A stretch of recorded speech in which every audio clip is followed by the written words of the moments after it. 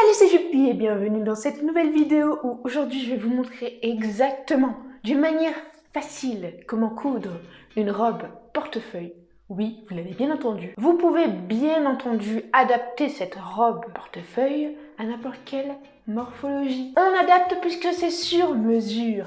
Je vous ai d'ailleurs mis le lien dans la description. Vous déroulez, vous cliquez dessus et c'est gratuit. C'est un petit guide pour vous aider. D'ailleurs, pour ceux à qui ça intéresse, je vous ai mis un nouveau programme ou un nouveau cours de couture pour avoir des coutures parfaites, des techniques indispensables. Vous allez découvrir des techniques que moi-même j'ai apprises avec d'autres professionnels de la couture ou de la mode. Voilà. En termes de tissu, surtout si vous débutez, vous commencez par du coton. Moi, c'est ce tissu-là, un tissu que j'ai déjà utilisé, de quoi être en adéquation avec ma parure de lit. Et sans plus tarder, on passe sur la table de coupe. Donc le principe est assez simple. À part deux mesures que moi je vais vérifier sur moi, parce que j'ai besoin de faire bien sûr le haut à ma taille, comme vous.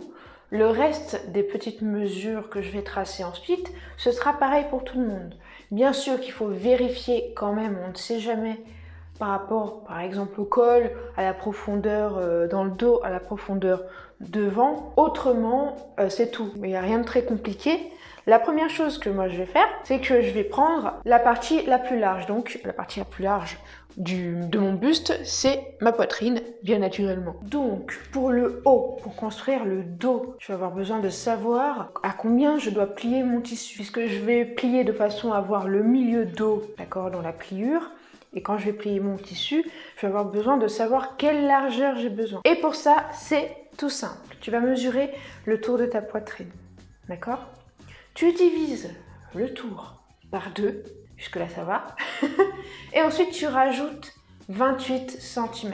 Ces 28 cm, c'est ce qui va te servir à faire les manches et il y a aussi les marges de couture dedans. Une fois que tu as ce résultat, tu divises à nouveau par 2 et ensuite tu poses cette mesure sur ton tissu plié. Je vais te montrer moi mon exemple. Donc je plie mon tissu comme ceci. Donc j'ai le tissu qui est plié dans la longueur, d'accord ? La lisière est ici et la lisière est toujours parallèle au droit de fil. Donc mon tissu, il est plié de façon à ce qu'il soit dans la longueur, d'accord ? Donc pour ma part, j'ai 95 cm que je divise par 2, ce qui me donne 47,5 cm. À ce résultat, je rajoute 28 cm qui comprend mes marges de couture et les manches. Ça me donne 75,5. Ces 75,5, c'est le total qu'il y aura pour mon dos. Donc ce résultat, je dois le diviser à nouveau par 2 et ça me donne 37,75. On va arrondir à 38. Je place donc mon tissu de façon à avoir 38 cm ici. D'accord ? Donc soit je laisse mon tissu tel quel plié sur le milieu et je coupe, mais pour une question d'économie, voilà, si je coupe comme ça, je vais avoir des petits morceaux, voilà, que je vais avoir de la perte, quoi, c'est dommage. Donc du coup, je vais replier correctement mon tissu afin d'avoir pile 38 cm. Me voilà donc avec mon tissu correctement plié, puisque j'ai 38 cm quasiment. Yes, je vais commencer par tracer le col qui va se trouver ici au niveau du pli. Pour la profondeur de mon col, j'ai choisi de mettre 3 cm.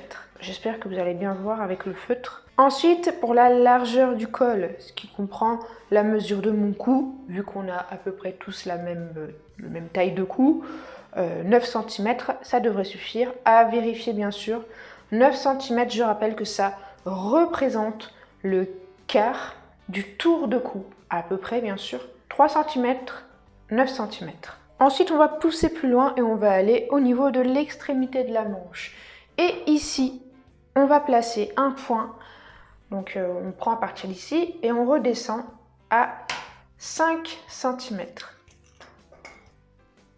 On va pouvoir donc placer une ligne droite à partir du deuxième point à 9 cm jusqu'au troisième point qui est à 5 cm. Ensuite, on va s'aider d'une équerre pour tracer la manche. Donc, On prend notre angle droit et on le place comme ça. Et c'est alors que 18 cm plus bas, donc moi je glisse ma réglette parce que mon équerre est toute petite. 18 cm plus bas, on place un point. Et ensuite, on va placer le dernier point. Et pour ça, on va devoir marquer le repère pour la longueur désirée, d'accord, du haut de la robe.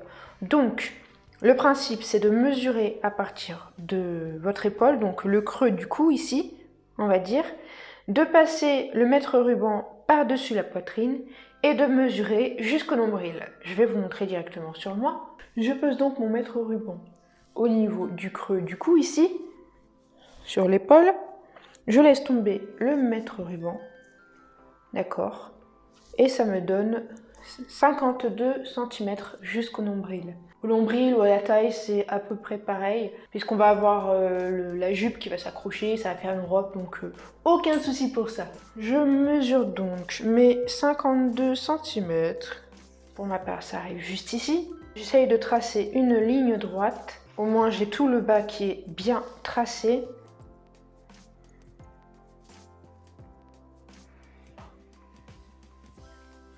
Et je vais devoir placer un point sur cette ligne qui correspond bien sûr à mon tour de taille. Et pour ça, on va aussi mesurer le tour de taille pour savoir où est-ce que je place ce point-là. Donc, tu mesures ta taille, d'accord?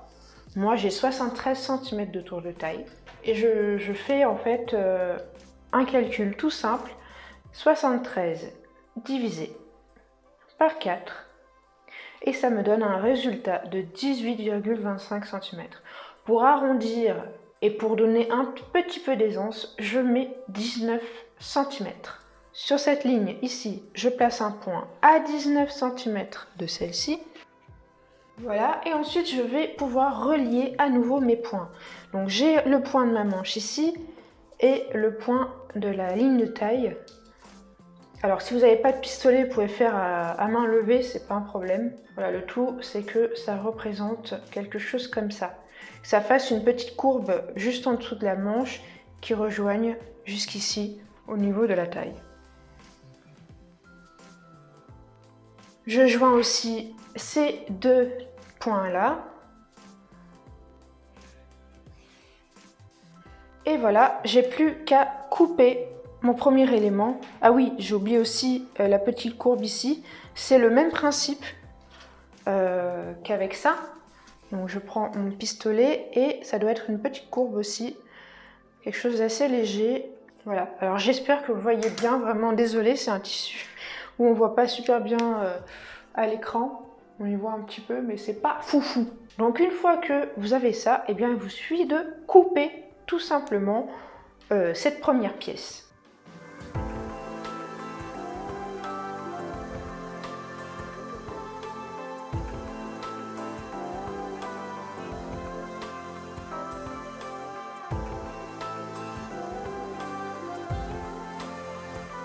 Voilà donc mon dos. Pour cette pièce, je vais m'en servir afin de construire mon devant. Donc je replie ma pièce en deux. Alors moi je replie envers contre envers.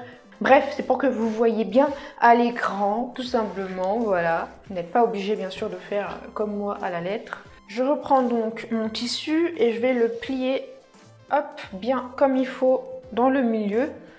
Puisque là, on va pas avoir besoin, bien sûr, du pli ici, on n'en a pas besoin. Par contre, on a besoin de couper deux fois la même pièce. C'est pourquoi je plie mon tissu. Je peux plier dans ce sens ou dans l'autre sens. Tout dépend de comment est votre tissu, ce que vous avez sous la main. Adaptez le projet comme bon vous semble et en fonction de votre tissu. Et donc là, je vais prendre mon dos, d'accord, et je vais le placer le plus loin possible afin d'avoir assez de tissu devant pour faire mon col cache-cœur. Donc je remonte ici au maximum jusqu'en haut et là je vais jusqu'au bout, voilà, afin de bien tirer mon tissu. J'aplatis bien avec mes mains. Ce qui va être parfaitement identique, c'est toute cette partie là. Donc ça, j'ai juste à tracer en gros ou à couper directement afin d'avoir la même pièce, tout simplement.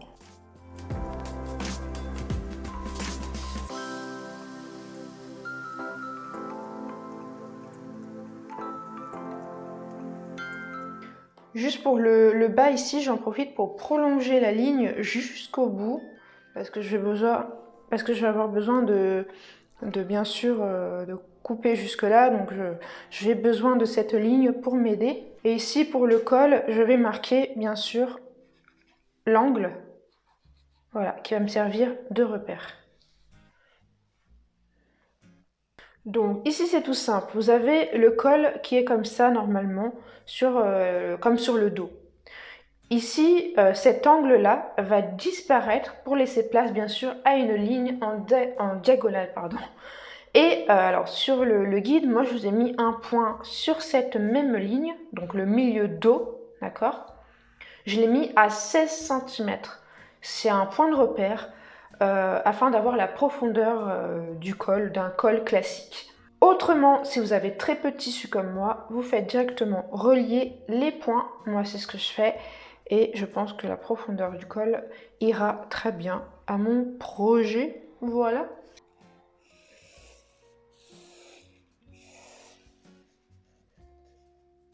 Donc, je me remets le dos afin de vous montrer la différence. Voilà, on a le dos comme ça. Et en fait, moi, au lieu de prendre l'angle comme ça, d'accord, et de repartir comme ça, j'ai pris directement cet angle-là et j'ai tracé jusqu'en bas, jusqu'à la pointe. Vous pouvez bien sûr le faire plus long, plus large, c'est comme vous voulez. Et avant de tout couper, on va placer un point de repère qui va se situer au milieu ici. Donc moi en tout j'ai 30 cm, la moitié de 30 ça fait 15, donc à 15 cm je place un petit cran. Et en fait un petit peu plus tard à cet endroit là il y aura un petit pli, je vous montrerai ça plus tard, mais c'est important de le mettre parce que tout à l'heure on va avoir besoin de le faire et autant le faire maintenant. J'ai plus qu'à couper maintenant.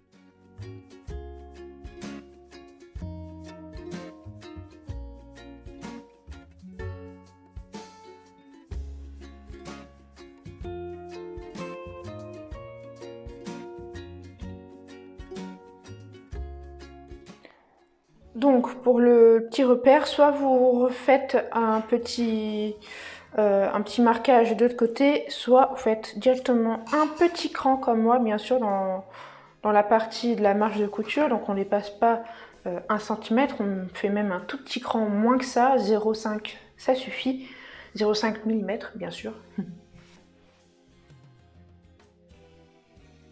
Tant qu'on est dans la coupe, on va finir et il va nous rester à couper ce qui va nous servir à nouer la robe portefeuille et aussi la partie basse, la partie jupe, le panneau. Donc moi, dans ce qui me reste en tissu, ça va être un petit peu juste pour couper le tout dedans. Du coup, je vais seulement couper la jupe avec ce qui me reste. Et pour la ceinture, pour le système de nouage, je vais utiliser un autre tissu, un tissu noir, et comme ça, ça fera la petite démarcation. Donc pour faire ça, c'est super simple. Vous déterminez la longueur désirée de la robe en tout. On a fait le haut, il ne nous reste plus qu'à mesurer le bas. Et vu qu'on a mesuré jusqu'au nombril, eh bien on reprend cette mesure-là et on mesure jusqu'en bas. Pour ma part, ça m'a donné 44 cm. La deuxième mesure qu'on va utiliser, on l'a déjà prise, c'est le tour de taille. Et moi, ce que je fais, pour faire très très simple, c'est que le tour de taille, je le multiplie par 2, ce qui va me comprendre les marges de couture et aussi les fronces. Et oui, parce que si je fais juste une seule fois mon tour de taille, mes fesses, elles passeront pas.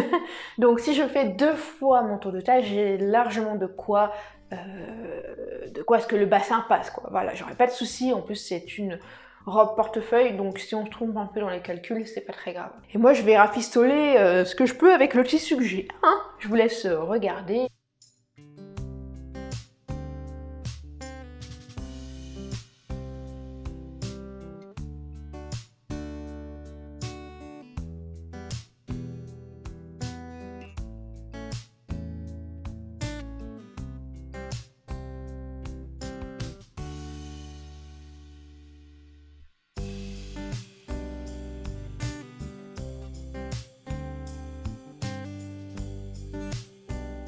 Donc en fait, je sais pas si vous avez bien observé, mais j'avais un des deux angles qui avait été coupé pour je ne sais quelle raison, bref, et qui n'était pas angle droit. Du coup, ce que j'ai fait, c'est que j'ai rattrapé en faisant un arrondi. J'ai bien sûr fait l'autre angle à l'opposé du panneau afin d'avoir les deux mêmes. Et puis que l'avant, en fait, sur l'avant, ça se croise comme ça. Ensuite, je vais couper la dernière pièce. La ceinture, elle va démarrer à partir des deux angles. Donc c'est comme des ficelles ou des sortes de biais, en fait, que je vais accrocher simplement au niveau des deux angles de mon devant, en fait. Mon devant, il va faire comme ça. Et aux deux angles ici, je vais pouvoir la nouer en passant en arrière et en revenant sur le devant si je le souhaite. Et en tout, je pense que vous pouvez reprendre votre tour de taille comme base et vous multipliez votre tour de taille par 2,5. Ça devrait largement suffire de quoi faire un nœud soit sur l'avant, soit sur l'arrière. C'est comme vous voulez, à vous de calculer, en fait, de voir ce qui vous correspond le mieux. Voilà, à vous de faire les essais. Comme on dit, il vaut mieux en avoir trop que pas assez. Donc, au préalable, j'ai assemblé les deux panneaux afin que ça me fasse une seule et même pièce du coup. Et on n'y voit absolument que du feu. Alors voici l'envers et voici l'endroit. J'ai assemblé et bien sûr repassé, on ne voit rien du tout. Maintenant, on va prendre la pièce de dos et les deux pièces de devant. Je vais vous montrer comment on va assembler tout ça. On va donc commencer par prendre la pièce de dos et la déplier en la présentant bien sûr l'endroit face à vous.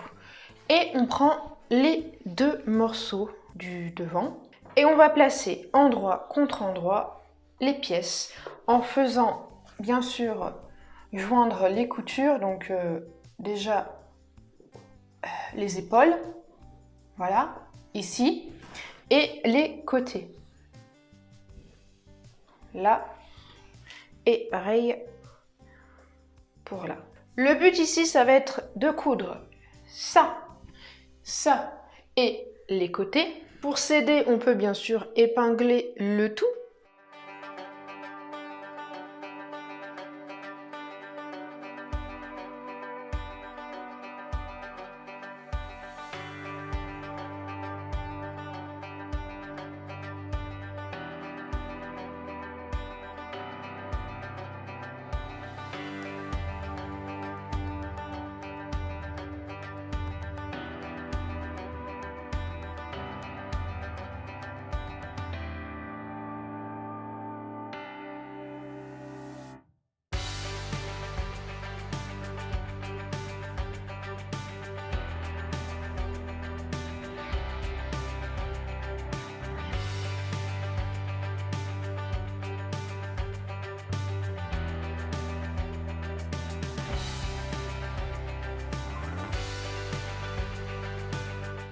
Ensuite, rappelle-toi, on a fait des petits crans en bas des pièces, là où c'est pointu, rappelle-toi, au niveau du milieu.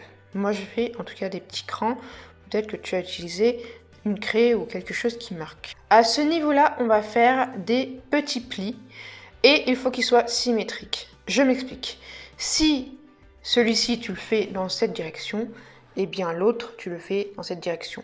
Ou l'inverse. Le mieux, c'est que les plis, par rapport à quand tu as ton haut qui est à l'endroit, admettons, là il est à l'endroit, ton pli, il faudrait qu'il parte dans ce sens.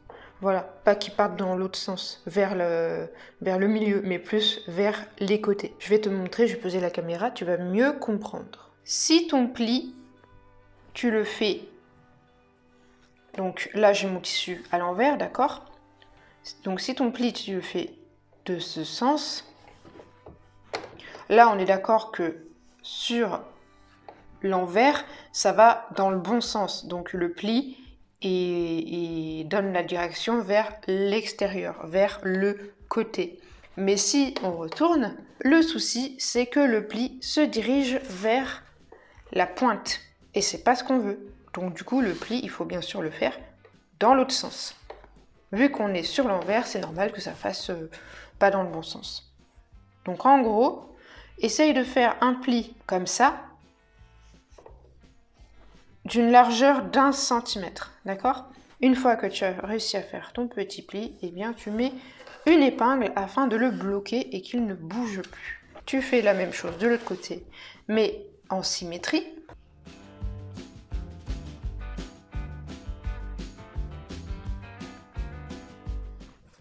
Voilà. Si tu n'es pas sûr de toi, rien ne t'empêche de vérifier en mettant à l'endroit pour être sûr. Et une fois que c'est fait, on vient faire un tout petit point afin de maintenir le pli. Pourquoi est-ce qu'on fait ça? Eh bien simplement parce qu'il ne faut pas oublier qu'on a quelque chose d'encombrant, nous les femmes, en haut, c'est la poitrine. Et du coup, pour pas que ça fasse quelque chose de bizarre par rapport à la tenue, généralement soit on fait une pince, soit on fait voilà, quelque chose pour prendre la poitrine dans la tenue. Et là, vu que c'est sans patron et qu'on fabrique un peu le patron sur le tissu, eh bien on fait un petit pli qui va grandement aider au niveau de la taille. L'objectif maintenant, c'est de placer la jupe au niveau de la taille, de la pointe jusqu'à l'autre pointe. Et le truc, c'est que le panneau de jupe, en totalité, est beaucoup plus grand que le haut. Du coup, ce qu'il va falloir faire, c'est bien sûr des fronces. Donc, je vais vous montrer les réglages sur la machine à coudre. Donc, c'est un point droit qu'on va utiliser et on va agrandir à fond les intervalles de l'aiguille, d'accord? Et on va serrer à fond parce qu'on veut que ça nous fasse un maximum de fronces. On va commencer par faire un point d'arrêt et en fait, le fait de faire un point d'arrêt, ça va tirer, vu qu'on a mis un maximum de tension, ça va tirer sur le tissu et ça va faire des fronces tout seul. Les fronces, je vais les faire à 0,5 cm du bord sur le haut du panneau de jupe et c'est tout. Et une fois que je suis arrivée au bout, eh bien je ne fais pas de point d'arrêt, je tire simplement en laissant du mou. Tu vas voir en démonstration. C'est plus facile de faire ça à la machine à coudre qu'à la main, parce qu'à la main, en effet, ça prend plus de temps.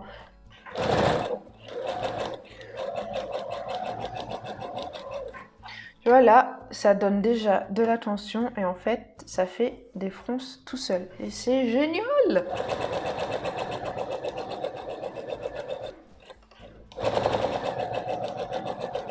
Alors, si tu vois que ça fait vraiment trop de fronces et que c'est vraiment trop foncé, tu vois là, moi, ça y va vraiment, eh bien tu peux simplement desserrer un petit peu le point de tension, comme ça en fera un peu moins. Voilà, la petite astuce, hein.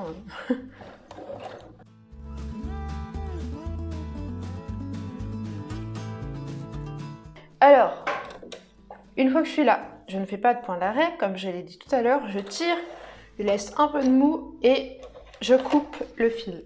Je vais venir ensuite placer mon panneau de jupe directement dessus, endroit contre endroit. Je vais voir ce que ça donne déjà avec les fronces que je viens de réaliser.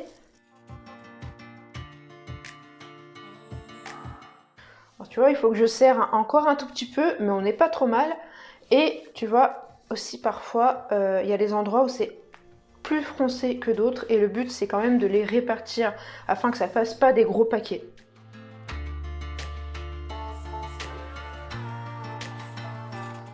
Une fois que le résultat est satisfaisant, tu viens bien sûr épingler le tout pour pas que ça bouge.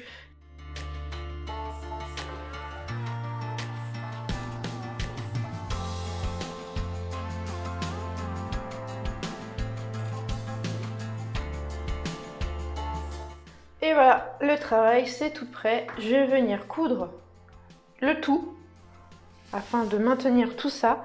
Et une fois que c'est cousu, je vais tout surfiler ou surjeter pour prendre absolument toutes les matières entre elles.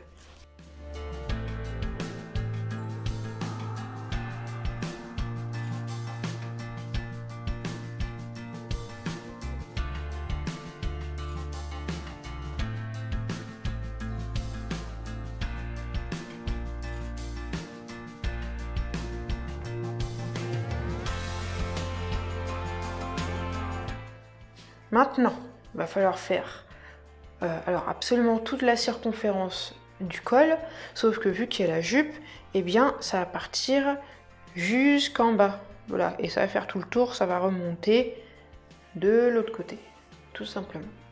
Et il va falloir faire bien sûr les extrémités des manches. Je vais faire déjà un point zigzag absolument de partout, que ce soit les manches ou là, absolument de partout. Ensuite, les manches, eh bien, je vais les plier et faire un petit revers afin que le point zigzag soit tourné vers l'intérieur. Voilà, rien de très compliqué. Et pour le col, eh bien, il va falloir que pour le col comme pour la jupe, pardon, il va falloir que je prépare mon revers d'abord au fer à repasser, je pense. Mais il y a du boulot. Allez, c'est parti.